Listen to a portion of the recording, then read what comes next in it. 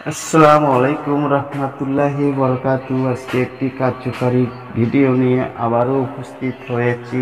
অনেকে বিভিন্ন কভারেজে প্রতারণা হয়েছেন, শুধু তাদের জন্য আজকের এই ভিডিওটি। ছোট এই বাক্যটি পড়তে বেশি সময় লাগে না, কিন্তু আল্লাহ এতই মহান যে তিনি এর বিনিময়ে তার প্রিয় বান্দার জন্য জান্নাতে খেজুর গাছ লাগিয়ে দেন।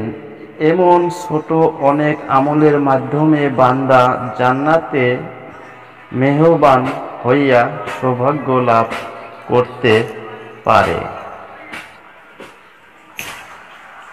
আয়াতটি শুনে নিন।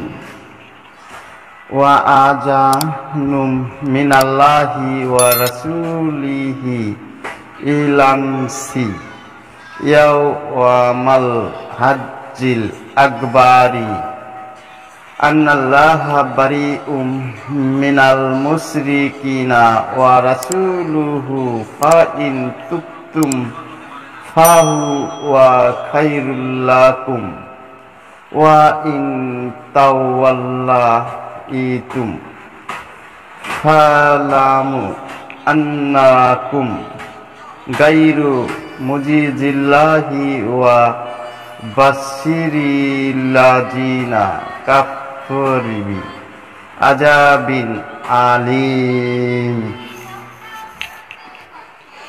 আর মহান হজের দিনে আল্লাহ ও তার রাসূলকে পক্ষ থেকে লোকদের প্রতি ঘোষণা করে দেওয়া হচ্ছে যে আল্লাহ মুশরিকদের থেকে দায়িত্ব মুক্ত এবং তার রাসূলও অবশ্যই যদি তোমরা তওবা করো তবে তা তোমাদের জন্য কল্যাণের, আর যদি মুখ ফেরাও তবে জেনে রেখো আল্লাহকে তোমরা পরাভূত করতে পারবে না।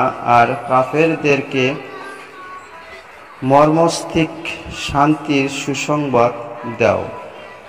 আমলটি কখন কোন সময় কিভাবে করবেন? ইশার নামাজের পরে 2 রাকাত নামাজ পড়ে আপনি এই আমলটি করুন। আজ এই পর্যন্তই। খোদা।